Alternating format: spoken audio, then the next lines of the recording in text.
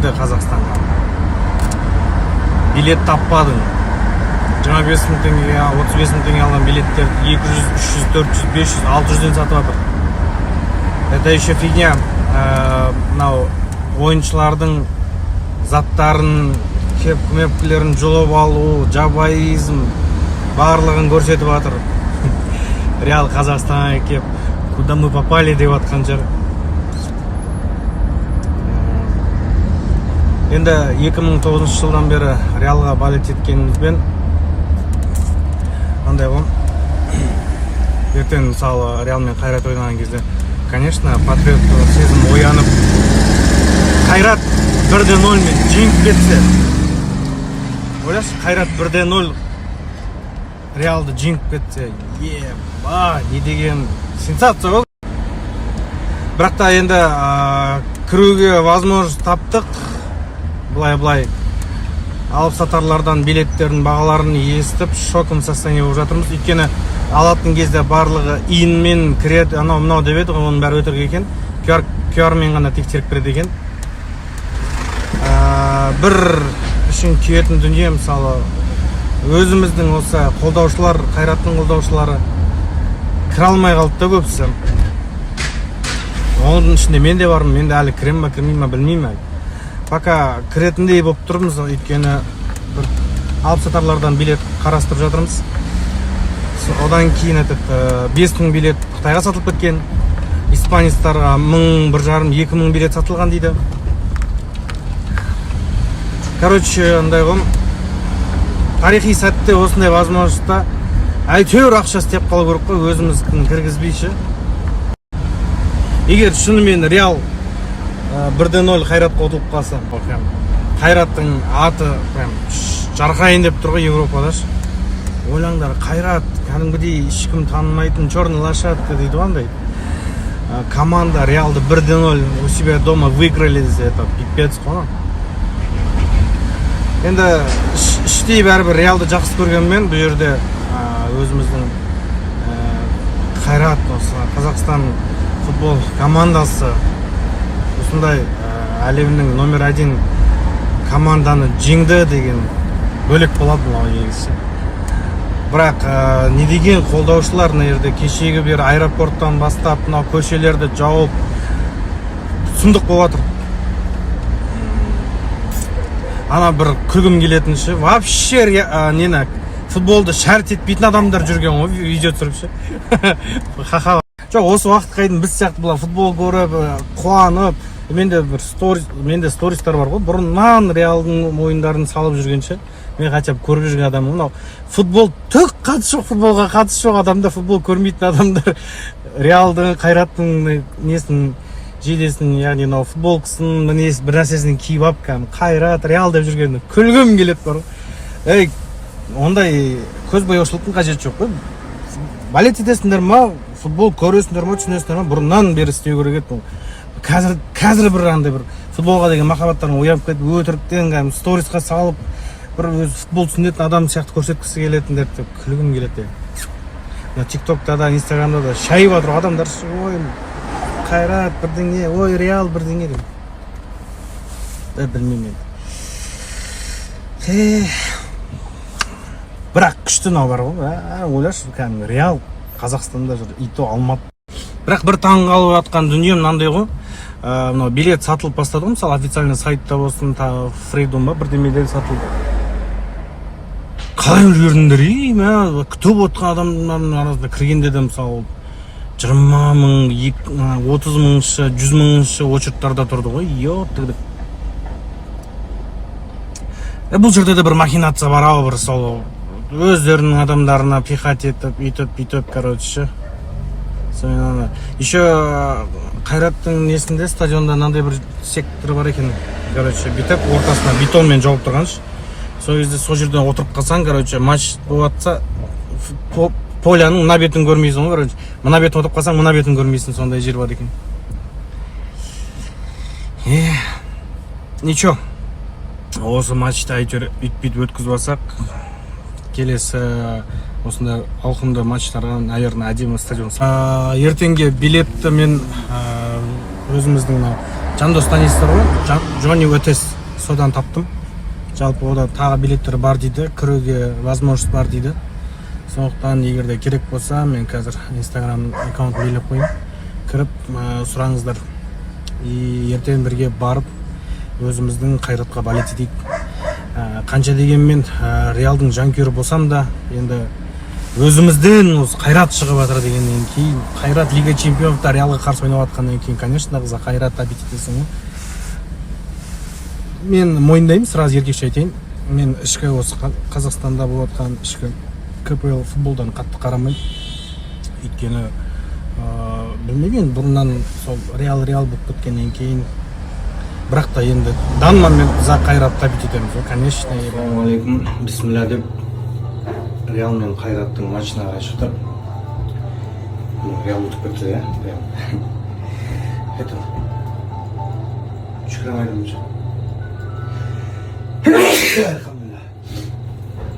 Енді бар көру проблема болып отыр, мыңдаған адамдар жоқ.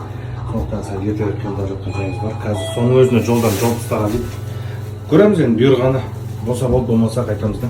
Балет еткен актері жалғыз өзі 2009-дан бері балет етіп жүр. Сен қатырасың ел. Әне. Мынау Реал Мадридтер не істеп жүр вообще? 2009-дан бері Қайратқа бар. Мынау не істеп жүрген білмеймін. Реал ұтса бар ғой. Реал ұтса алар қуанады. Бір үміткерден келіп дейміз. Реал Мадридтер. Показать и зайти в порядке ночи, не задерживая никого быстро, не идти. Бір сағаттардан кейін уже матч басталады. Мына ажиотаж қараңдар. Жандос түсті бар. Pasa? Vamos a intentar pasar por aquí.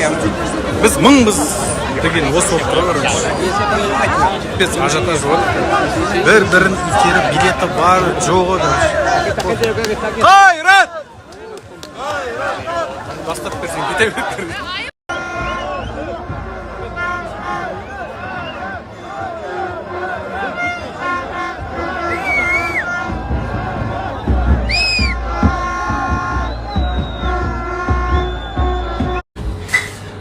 Билет не істейтін адам шифроваться етіп, қашып, ақшамызды аренап әйтеуір қайттық.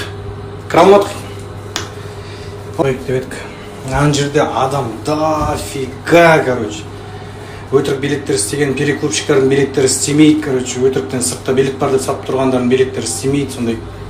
Әйтеуір бір-бірін алдап кезіп болып отыр ана жер. Үйге келатыр, мен басым сүмірейтіп, енді бұйырмады, енді қайтаймыз. В общем, стадионға кіре алмасақ та үйге келіп көріп жатыр. Өкінішті әрине достар, 5-0 ұтылдық, бірақ та айтқым келетіні біздің жаңағыдай вратада тұрған Шерхан деген жігіт бар. Сол молодец қалған игроктарды көрген жоқ. Жаңа түріне болып кеткен сол ғой. Шынымен айтайын. Енді қайтсын жас жігіт, ана жерде защита лағып жатыр, очко өткізіп, қанша сейв істеп берді, бірақ енді все-таки бір гол үшін соңғы 10-15 минуттарда уже терять ничего еді ғой. Сол үшін көтті жыртып, соңғы бір гол үшін ойнап тастағанда болатын беді деп әттең деген сөздер ғой енді. Солай болу керек болған дүние шығар кім біледі енді. Жарайды, все-таки Дастан сен вообще көрмей қалдым. Құрметті отандастар деп айта кетейін енді. Мынау счетқа түк ренжудің қажеті жоқ. Бізге ең бастысы осы Қайрат ойнап берді. Алматыда именно Лига чемпионов топ-1 клубына қарсы Реалға ойнап берді да, мысалы. Мен Қайратқа рахмет айтқым келетіні, өйткені бүкіл Қазақстанға праздник істеп берді, кәдімгі бүкіл елдегілер кәдімгі достықтары күшейіп, біреулер бір клубтарға, бармарларға барып көріп жатыр, біреулер сол стадионның алдында қаншама мыңдаған адамдар жиналып бір қолдап жатыр. Қазір после поражения болған күннің өзінде не деген халық қолдап жатыр, Қайрат деп ше. Сондықтан мен счет, ладно, 5-0 ұтылдық, әңгімесі жоқ, но рахмет айтқым келетіні бүкіл елді бірлестіріп қойды андай ше. За Қайрат балет етіп кетті. Ақтөбе, Шымкент, Ақтау, Атырау, бүкіл ел, бүкіл қалаларға бөліп, Қазақстандағы бүкіл облыстардың бәрін басын бір қосып қойды. Енді білмеймін, басқа облыстағылар қалай өздерін, может, Қайрат жаман көретіндер бар шығар, енді между собой КПЛ-дағы чемпионаттарын білмеймін. Но не только Қазақстан, мына жақта Қырғызстаннан қолдаушылар болды, мына жақта бізде Әзербайжаннан қолдаушылар болды, Өзбекстаннан келіпті, мен жаңа флагтарын көрдім, кәдімгі флагтармен жүргенімді ше. Қытай енді білмеймін, Қытай қайрат үшін бәрі еткен жоқ шығар енді Қытай. Білмеймін, флагмен отырды ғой, қызыл. Қытай енді білмеймін, Қазақстан үшін бәрі еткен жоқ шығар, олар реалның фанаттары келген шығар. Мынау СНГ мына мұсылман халықтардың көбісі қайратты қолдады. И еще өзіміздің елде қаншама адамдар қайрат деп шыққан. По идее бүгін Алматы үшін праздник болды, негізі Алматыда жүрген жастар үшін, өзіміз үшін ше ғой. И елдегі адамдар. Кеше мен сторис салып едім ғой, қыздар жігіттер білесіздер. Өзіміздің қайратқа балет етейік, өтейік деп көтіміз жыртып салған. Сол кезде маған халық болғаннан да ғой. Ішінде бір сәл жазған болатын, типа сен Өзбекстан қайдағы патриот, қайдағы Реал, қайдағы қайрат деп ше, например. Мен әңгімесі жоқ, Реалдың фанатымын 2009-дан бері. Бірақ бұл жерде енді қайрат ойнағаннан кейін білмеймін, дау тұра жүрік, ұйықтаған жоқпыз. Мен кешегі бір тамақ ішкен жоқпын, даталап айтайын. Андай сәл көттің ашуы бар шыны керек. Өте алмай. Хотя бір гол салған кезде біз үшін ол праздник еді. Әшейін біз Реалмен ойнағанымыз үшін соншалықты мына қолдаушылардың өзі жыртылып жатыр да. Мынандай ғой, короче. Қайрат! Қайрат! Ешкім! Алматы столица мира! Эй! Эй! Алматы столица мира! Эй! Эй! Бурана, короче. Ну, ладно, енді кетеміз енді. Как будто 5-0 жеңген сияқты қуанып жүріп қой, бля. Мен әңгімесі жоқ, бірақ Реалдың ойыншыларын ешқайсысын көрген жоқпын, но Көрмегенім жоқ. Қайрат! Қайрат! Неқта шандай жүрген адамдар бар әлі қолдап, бүйтіп ше. Но все-таки Реалға салды деп па. мен кеншегім өзі Реалдың фанаты, тура өзім сияқты. Бірақ енді бұл жерде қайрат один. Алматы столица мира. Эй! Эй! Алматы столица мира. Эй! Эй! Ата қайратқа ренжімеңіздер. Жаним, Турхан. Эй! Айт! Алматы столица мира. Эй! Эй! Жаным әшін. Ауылда болсам асырап алатын мен.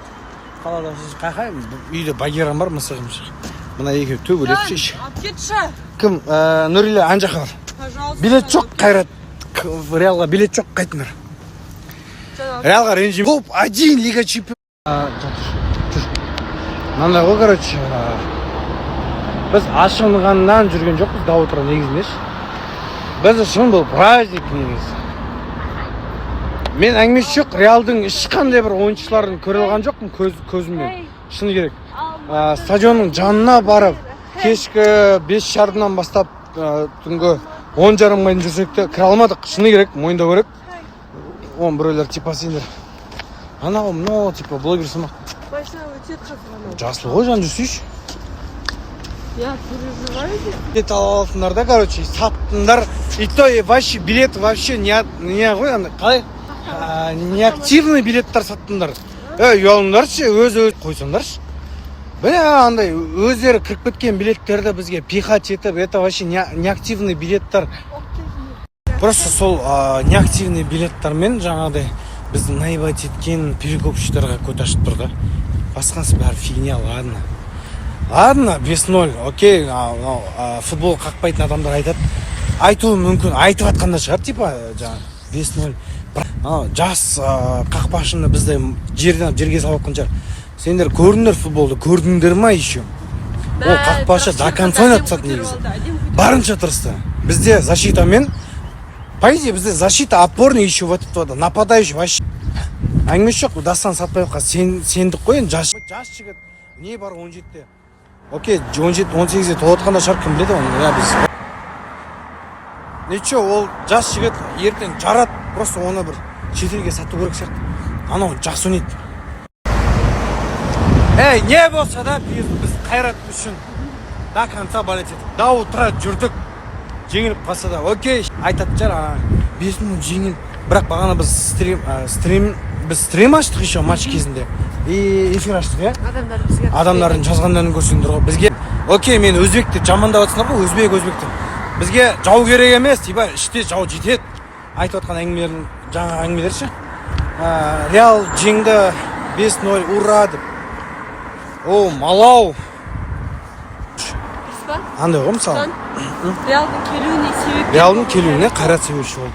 Жаңа мені бүйтіп шеттетеді ғой мысалы, өзбек, сен қайдағы патриот ананы. Сен қазақ болып Реалға болеть етіп отырсың ғой, маған не ал дейсің. Мен мына жерде бір ашынып жатқан дүнием, бір Реал, қайрат бір гол салған. Сосын қыздар жігіттер мынандай әңгіме айтқым келіп тұр ше. Жоғана жерге кіріп кетеміз. Жаңа мысалы матч жақта жүріп қой, мысалы кіре алмай көрсеп, ақша беріп кіре алмай, короче, мал болып жүріп қалған жерде билеті барлар, басқасы бар. Қалалым деп айқайлайды да. Бетіне қарай көріп, жұтып қояды да бүйтше. Қалалым бірдеңе дейді, бүйтіп қарайсың, түріне қарап ше, что там не болды деймін ғой. Жұтып қояды. Либо былай ғой жігіттер қыздарына. Қалалым деп жамандап қарамаңдар. Либо айтқаннан кейін көріп жүргендер мойындаңдар. 200 болмасаңдаршы. Біреулер айтады, мен қалалым қосылайық көрмеймін, анамды. Қалалым қосылайық бірдеме, бір болайық көрмейтін болсаң қайдан? Шынымен жаңада бір қалалым бірдеме дейді. Бірақ танып тұр да, хамысың ғой. Здравствуйте. Сен